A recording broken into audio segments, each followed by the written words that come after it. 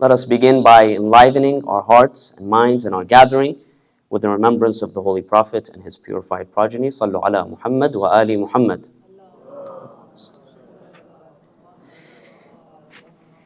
The world is plagued with various problems. It's riddled with poverty. War is rampant. People are suffering under occupation. Famine is prevalent. Crime is widespread. And the list goes on. There are many problems that the world currently faces. And among these problems, and one of the primary problems, I think, especially in our contemporary period, is the existence of ideologies of hate, of intolerance, and exclusivism or extremism.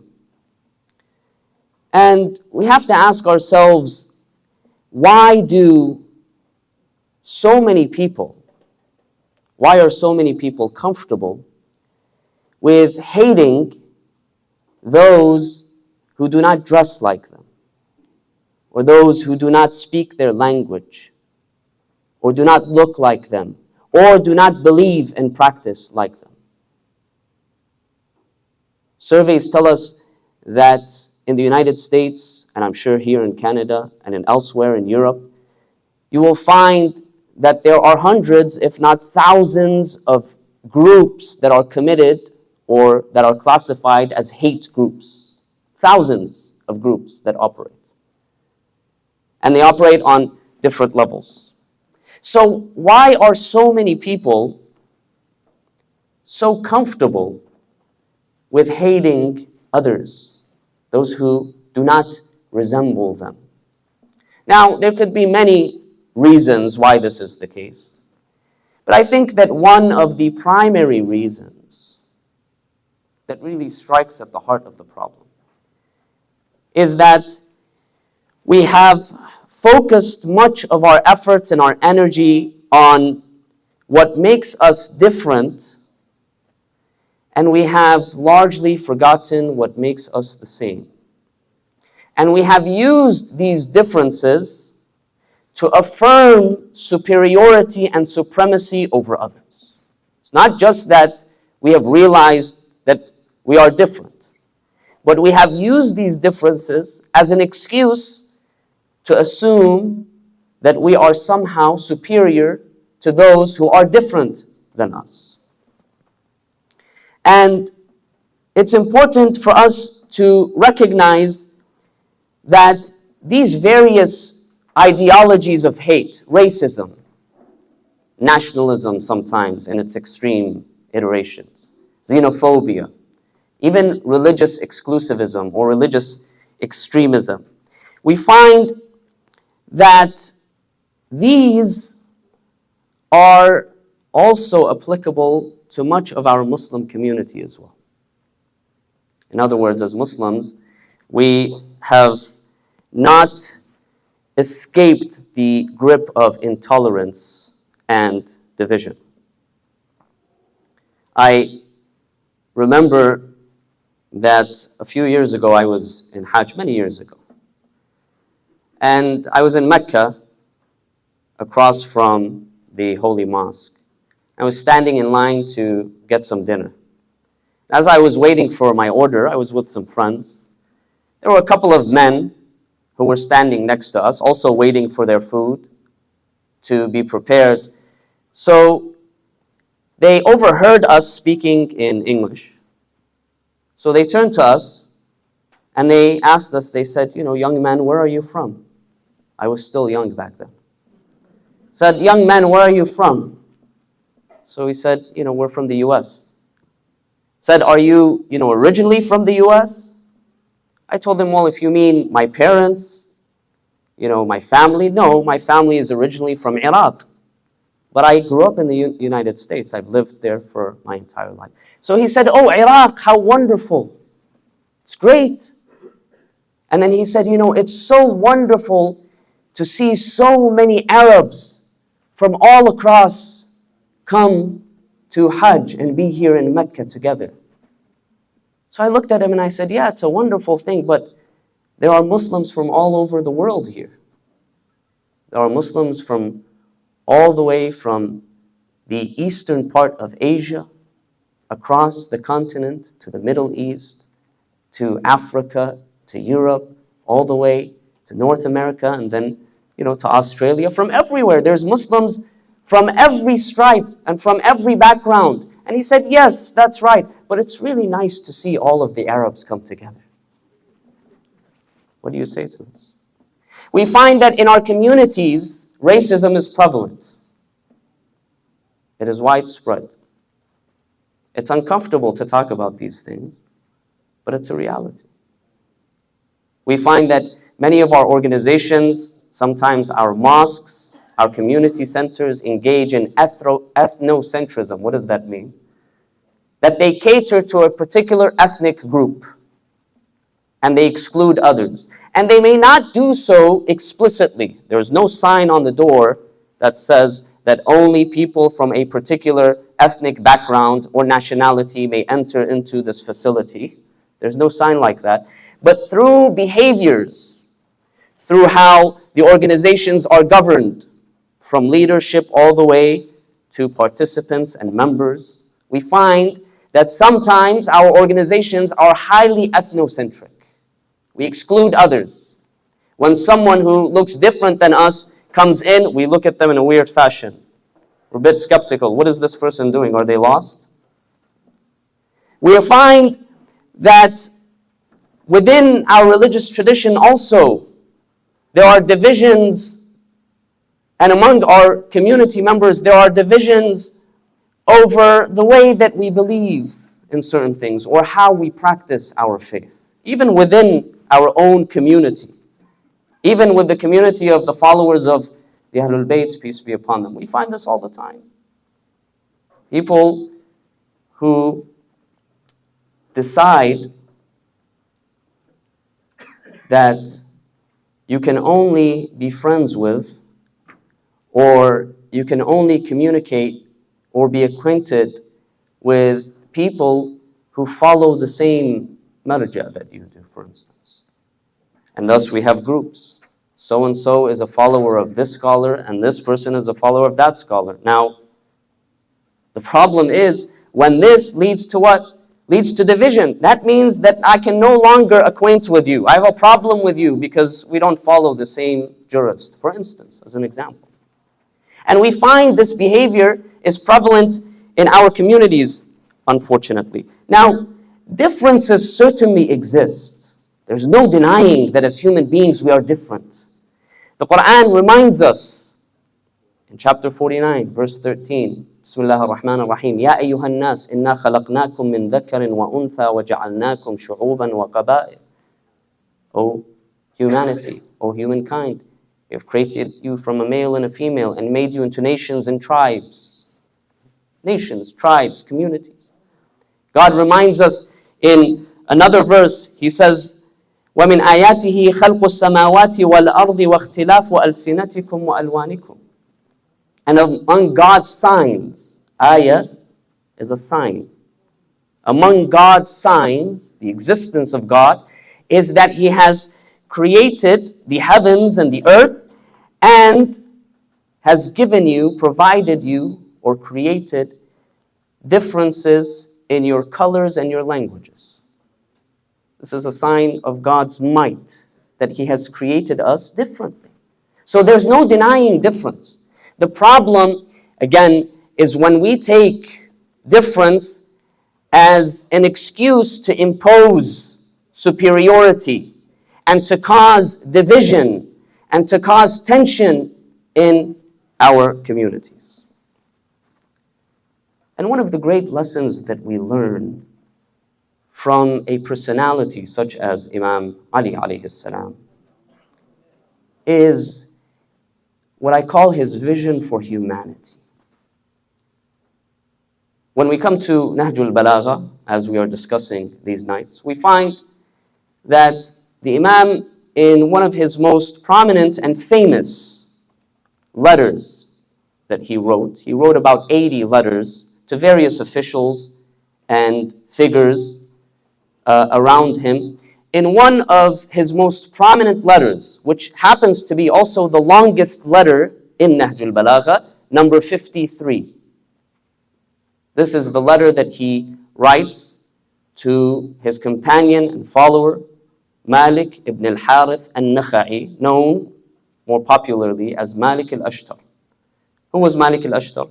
Malik al-Ashtar, after Amir al-Mu'mineen assumed the caliphate in the year 35 after Hijrah, he ended up appointing various governors across what was a vast Islamic empire at the time. And among his governors in the year 38 after Hijrah, he appointed over Egypt, Misr, he appointed Malik al-Ashtar. And along with Malik al-Ashtar, he wrote a letter of instruction on how to administer and how to govern. And this letter is recorded in its entirety in Nahj al-Balagha. It's a very prominent letter. As I mentioned, it is the longest letter, and it is one that has achieved some recognition, not just within Muslim circles, but also outside.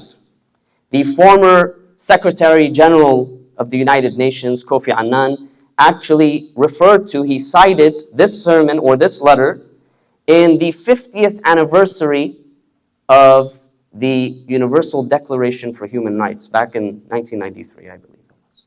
He cited it to the Muslims as an example of how Imam Ali alayhi salam guides and teaches when it comes to virtuous governance, what it means to govern virtuously. And of course, the letter is very long. I don't want to go into the entire letter. The point that I want to make is that there is a brief section, and this section is popular. You probably all heard it. You've probably all seen it. It's very popular on social media, often appears as a very beautiful quote, right? In Nahj al-Balagha, letter 53, he says, after an introduction, he says to Malik al-Ashtar, I'm sending you to a place where there were governments that were there before you. It's not the first time that a government or an administration is being founded. There were governments before you. There were long civilizations before you. He says some of these governments, they were righteous and others were oppressive. So he's reminding him that there is precedent before you as well. Now, some commentators of Nahj al-Balagha, they've given examples of some of the righteous governments or administrations of Egypt, and some of the oppressive. Of course, the Quran gives us examples of oppressive governments such as Pharaoh. Pharaoh is a symbol of oppression. إِنَّ فِرْعَوْنَ عَلَى فِي الْأَرْضِ. He oppressed his community. The Quran also gives us a counter example of good governance in Prophet Yusuf, who also administered. So he tells him that previous governments have come and people have recognized that some of them are virtuous and good and others are oppressive. And then he instructs him on how to deal with his subjects. He says, وَأَشْعِرْ قَلْبَكَ الرَّحْمَةَ لِلرَّعِيَّةِ وَالْمَحَبَّةَ لَهُمْ وَاللُّطْفَ بِهِمْ. He says, habituate your heart or accustom your heart. وَأَشْعِرْ, the Arabic word that Amir al-Mu'mineen uses, ash'ir, comes from a similar word which is known as shi'ar in Arabic. Shi'ar, one meaning of shi'ar is slogan. Another meaning of shi'ar refers to undergarments. Undergarments, their function is to be closest to our bodies, right? When you wear an undergarment, the undergarment is that which touches your body. In a sense, what Amir al-Mu'mineen is, when he is using this term, he's saying, ash'ir qalbak, make or accustom your heart. He's saying, bring it so closely to your heart, just like the undergarments are close to your body. Habituate your heart. Not just, an empty slogan, an empty political slogan, but make it a habit. Make it part of your second nature. Accustom your heart to be merciful towards your subjects. وَأَشْعِرْ قَلْبَكَ الرَّحْمَةَ لِلرَّعِيِّ. Show compassion. Show mercy. And to have affection and kindness for them. Now here, Imam Ali alayhi salam, he uses 3 words. Ar-Rahma, right? Which is mercy and compassion. And Karam, kindness, and Lutf. What is the difference between these 3? Some commentators have suggested that these 3 terms refer to 3 levels of engaging virtuously with others. That Rahma is that level which is applicable to all. And our respected brother Dr. Kimji mentioned about the attribute of God, Ar-Rahman. Now, the Quran begins every chapter with the phrase Bismillah ar-Rahman ar-Rahim. What is the difference between Ar-Rahman and Ar-Rahim? Some scholars have said that the difference is Ar-Rahman is that mercy which is applicable to all. And Ar-Rahim is a level above. It's an extra, an added layer of mercy. So here, some commentators have said that when the Imam says, accustom your heart to mercy towards your subjects, he's talking about this first level that is applicable to all. Then there is what? Then there is affection, which is a level above. You don't talk about having affection to just anyone, right? You don't necessarily say, I have an affection towards a stranger. We don't speak like this. We reserve affection for whom? For someone who is closer to us. Someone who we see goodness from. There's a certain level of attachment. You can be very nice with people around you, but you don't have affection for everyone. There are some people who are closer to you for various reasons, and you express yourself affectionately with them. This is number 2. And then the kindness is a level above. It's even a closer kind of compassion and mercy. One that is reserved only for a select few. Here, Amir al-Mu'mineen is saying to him that you should accustom your heart to expressing mercy, compassion, to expressing affection and kindness to them. And do not stand over them like greedy beasts that feel it is sufficient to devour them. This is a very beautiful analogy that he gives. If you've watched National Geographic or the Nature Channel, and you've seen how animals operate, wild animals, and you've seen, for instance, how lions or cheetahs, how they hunt their prey, what do? They're very manipulative. They're very strategic. They don't just go running. They are ready to pounce. They are unnoticeable. They don't make any sounds. They probably control their breathing as well. Because a gazelle or a deer can sense danger around it. So this beast, what does it do? It slowly begins to approach. It is very strategic in how it attacks its prey. Imam Ali alayhi salam says, don't be like the beast who is just looking for an excuse to devour its prey.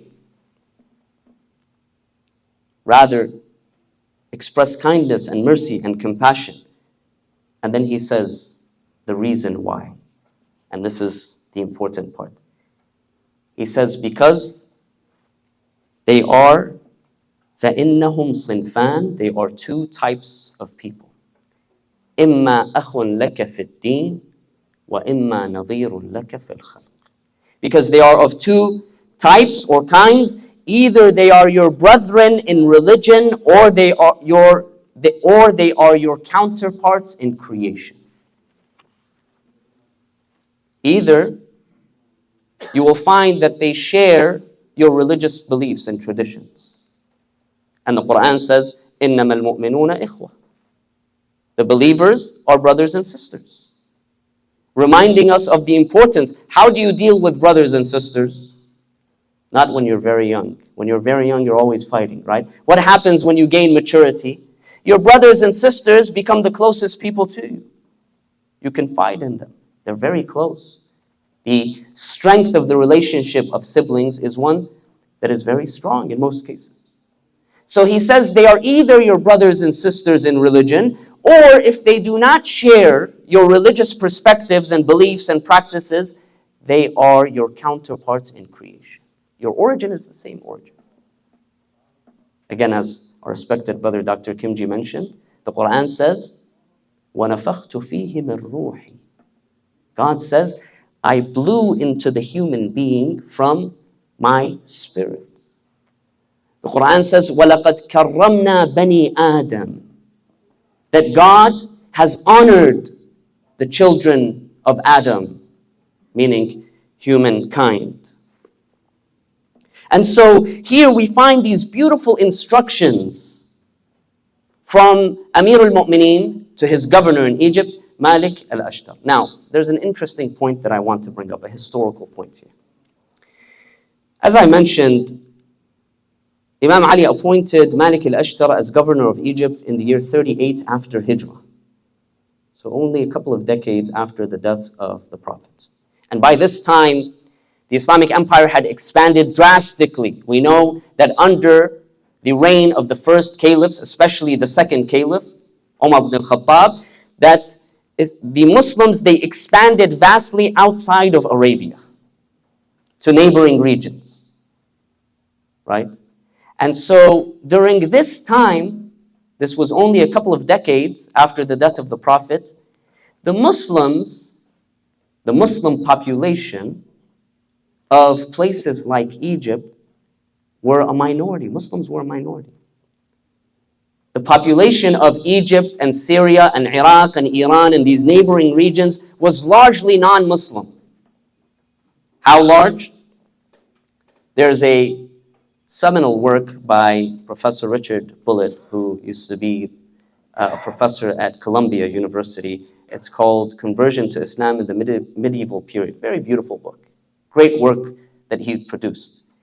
And according to his research, he's conducted research, interesting kind of research that he's conducted, some quantitative and qualitative data that he has, where he discusses this idea, or he explores this idea of how quickly the Muslim population grew in the area surrounding Arabia. And he conducts several sort of experiments.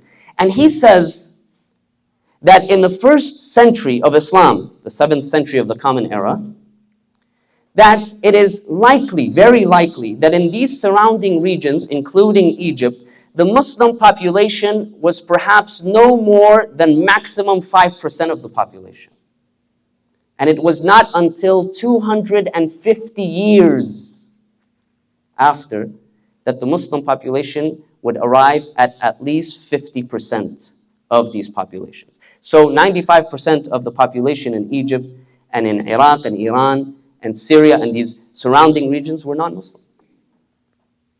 And it is in this context we appreciate and we understand this statement of Imam Ali, these instructions of Imam Ali. Although Muslims, they had the upper hand, they had political power, they had armies. And one of these points, this is what emerges kind of as an analysis out of this kind of research, is that it trumps the stereotype and the misconception that Islam was spread by the sword. Yes, certainly Muslims, they expanded and they controlled these surrounding regions of Arabia. But if Islam as a religious tradition was spread by the sword, it would not take 250 years for these populations to arrive at 50%. And of course, there are historical circumstances and scholars have debated, why this was the case. Was there something advantageous to sort of the Muslim governments in keeping and not, imposing Islam? This is a different discussion, not something for today. But this is the interesting point. And so it is in this context that Amir al-Mu'mineen, and we know, if we look at the Quran, and the traditions of the Ahlul Bayt, we find that there is great emphasis on maintaining relations and being kind and affectionate to our brethren, our brothers and sisters in religion. But despite this importance, we find here still Imam Ali alayhi salam points to this important idea of our universal commonality. What makes us all the same. And this is remarkable, brothers and sisters.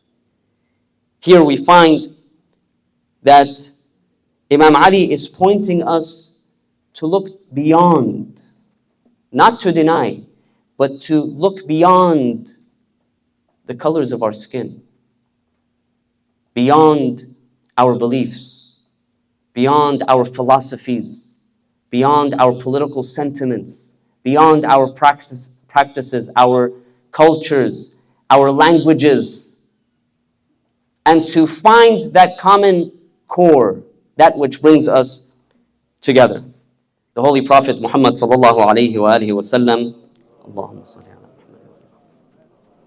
He says in a hadith related in Kitab al-Kafi, I mentioned last night that al-Kafi is one of the 4 major sources of hadith, school of Ahlul Bayt, produced by Shaykh al-Kulaini. In al-Kafi, he relates a tradition by the Holy Prophet where he says, Al-Khalqu kulluhum iyalullah. That the creation is in its entirety are the children of God. Iyalullah is the children of God. Now we know, of course, in an Islamic theological context, that this is not a literal description. The Quran tells us that God does not have children. But here, the point is one that is metaphoric. That humanity belongs to God, and their relationship to God is very similar to the relationship of a child to their parents. Parents, in theory, of course, are not supposed to distinguish between their children, are they? We all do it secretly. But in theory, you're not supposed to do it. They're all your children. They're all similar. The Prophet says all of humanity, all of creation are the children of God. And then he includes, he says, and the best of children are those who are the best towards others. Sometimes as parents, we might favor some children over others, not arbitrarily, because we see that some of our children might be more kind. They might be more responsive to others, maybe, right? Here, the Prophet says the best of God's children are those who are most beneficial towards others. And when we come to the Quran, we find that the Quran often reminds us of this commonality that we have. If we examine the Quran, it reminds us that we have the same creator, whether we begin from the Quran or we end in the Quran. If you open the Quran and you look at the first chapter of the Quran, Surah Al-Fatiha, the opening, Bismillah ar-Rahman ar-Rahim, Alhamdulillahi Rabbil Alameen. Praise be to God, Lord of the universe. God is Lord of all. It's not just the God of the Muslims, or the God of the Jews, or the God of the Christians, or the God of anyone else. He is the Lord and Creator and God of all. Alhamdulillahi Rabbil Alameen. We repeat this phrase several times throughout the day in our daily prayers. And this is what the Quran begins with. And then go all the way towards the end. What is the last chapter of the Quran? Quizzing you here to make sure that you stay awake, please. What's the last chapter of the Quran? Surah An-Nas. Bismillah ar-Rahman ar-Rahim. قُلْ أَعُوذُ بِرَبِّ النَّاسِ. Say, I seek refuge in the Lord of all humans, the God of all humans. بِرَبِّ النَّاسِ. So we find the Quran begins and ends with this concept of God being the God of all, reminding us that you are all God's creation, that all humans, despite your differences, you all belong to the same Lord and the same Creator.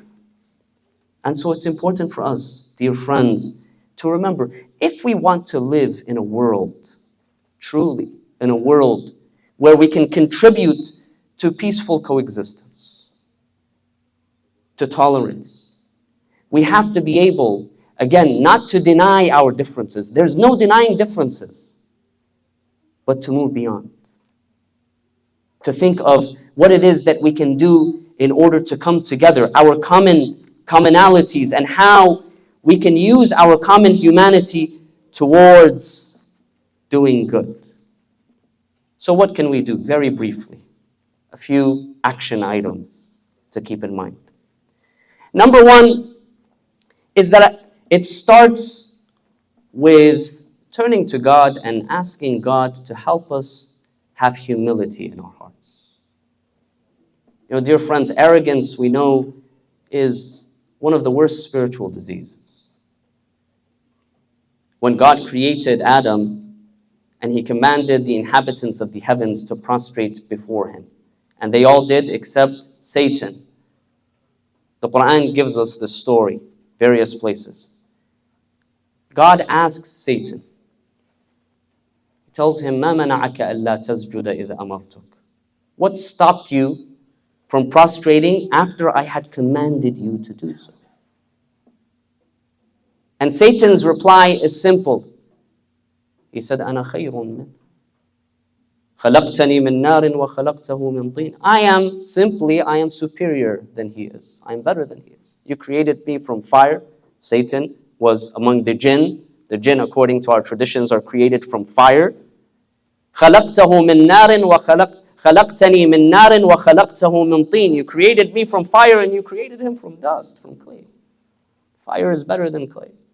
So how can that which is superior prostrate before that which is inferior? Now here, I want us to pay close attention to these verses.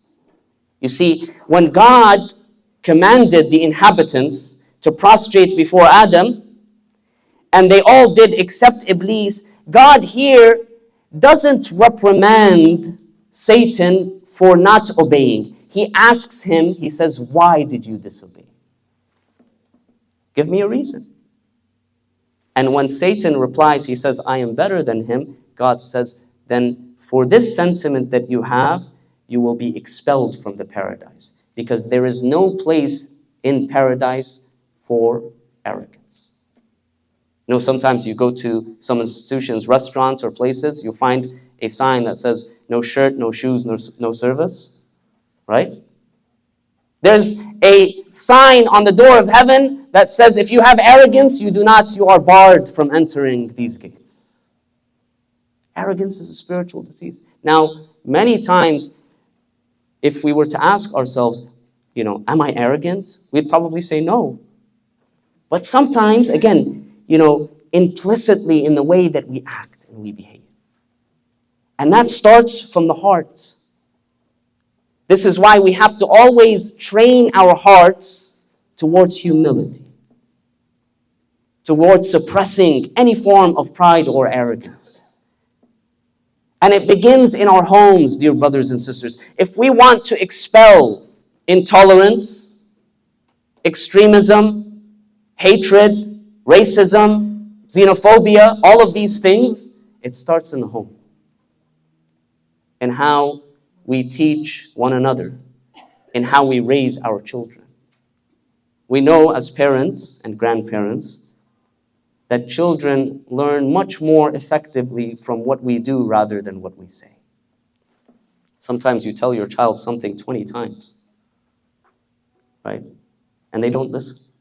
And you try to figure out why. And then when you think about it, you come to the realization that you might not be implementing that thing yourself. You can tell your child, for instance, get up and pray on time. It's time for prayer. Don't delay your prayers. Don't preoccupy yourself with other things. But if the call to adhan comes and you're sitting in your home office, you're still doing work and you're not getting up, then they learn from your behavior. So it begins in our homes.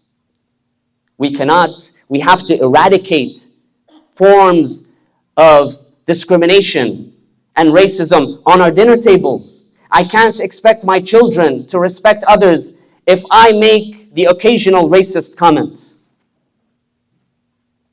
Can't happen.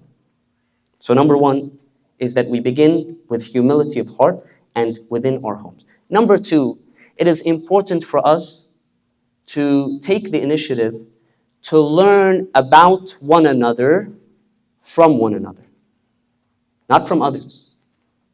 Sometimes we find that we may take the initiative to learn about others, but we learn about others with the intention of engaging in polemics. As a Shia, I learn about what Sunnis believe in and practice, or as a Sunni, I believe in what Shia practice or believe in order to refute them, to show that they're wrong and I'm right. I try to learn about Christianity or Judaism in order to show that what they believe in is wrong and what I believe in is right. This doesn't work. The intention is not the right intention to promote a lessening of division and intolerance. We have to learn about one another with the sincerity of truly trying to understand, not to engage in polemics or to discredit others. And we learn from one another or about one another from one another. You know, one of the things that we often complain about as Muslims in an environment of Islamophobia is that people misunderstand Islam because they're getting their news and their information about Islam from all of the wrong sources. They're asking all of the wrong people. And we complain. We say, come to us, come to me and ask me, and I will tell you what I believe in and how I practice. Similarly, when we learn about others, we ought to learn about them from them. In this way, we're able to appreciate our differences. We are able to appreciate what brings us together. This is number two. And by the way, some people, they avoid engaging in this kind of education because there's a risk, there's a fear that if I learn about others, I might be misguided. I might feel that, they might be on the right and I'm on the wrong, and I might end up converting or, turning away. This is a misguided fear. It's a misguided fear. It's important for us to realize that there are differences in the world. And in fact, and you can ask anyone who with sincerity goes and learns about others, and they will tell you that in fact allowed them to strengthen their own faith, to understand what is important in their own tradition. This is number two. And number three, according to the Quran, this is the instruction that the Quran gives us, is for us to participate in acts of goodness alongside others. The Quran says, He says, لِكُلٍّ جَعَلْنَا مِنْكُمْ شِرْعَةً وَمِنْهَاجًا وَلَوْ شَاءَ اللَّهُ لَجَعَلَكُمْ أُمَّةً وَاحِدَةً وَلَكِنْ لِيَبْلُوَكُمْ فِي مَا آتَاكُمْ. Had God willed, He would have made you all into one community, but He willed otherwise so that He may test you. فَاسْتَبِقُوا الْخَيْرَاتِ. Compete with one another in goodness. This should be the standard by which we compete with one another. Compete with one another in goodness. Come together in order to promote the well-being of our societies. And this is why it's so important for us, dear friends, to go beyond just our expressions of religion in the mosque or at home, but also in public. To engage in acts of service. Service, we know, is an important aspect of our religious tradition. The prophets and the messengers and the righteous and the Ahlul Bayt, they were servants before anything else. Imam Ali, what made him a great leader was that he was a servant to all. He served everyone. He served. And this is what makes us great in the eyes of God. Inna akramakum indallahi atqakum. The best of you in the eyes of God, what makes you superior is not the color of your skin or your language or your socioeconomic status. It is your God consciousness. And the Prophet reminds us that the best of God's creation are those who are most beneficial towards others. And this is why I commend groups like the Oil Youth Group, alhamdulillah. This is wonderful that they engage in community service. It's excellent. It's commendable. It should be encouraged. And we as a community should encourage this, dear friends. And of course, I know you do. But continue to encourage this. Because this is what builds society. This is what allows us to transcend many of the barriers that we have between us and others around us, and to be able to come towards at least providing our communities with a society that has less racism, that has less intolerance, that has less bigotry. We ask Allah subhanahu wa ta'ala to accept the little that we offer during these holy days and nights, to accept our prayers, our fasting, our supplications, to bring relief and comfort to those who are sick and those who are ill. We ask Allah to honor us with the ziyarah of Muhammad wa al-Muhammad in this life and their shafa'ah and intercession in the hereafter, and to bless the souls of all of the marhumeen. For the souls of all of the mu'mineen and mu'minat and all of our marhumeen, let us recite Surah Al-Fatiha ma'a as-salat ala Muhammad wa ali Muhammad.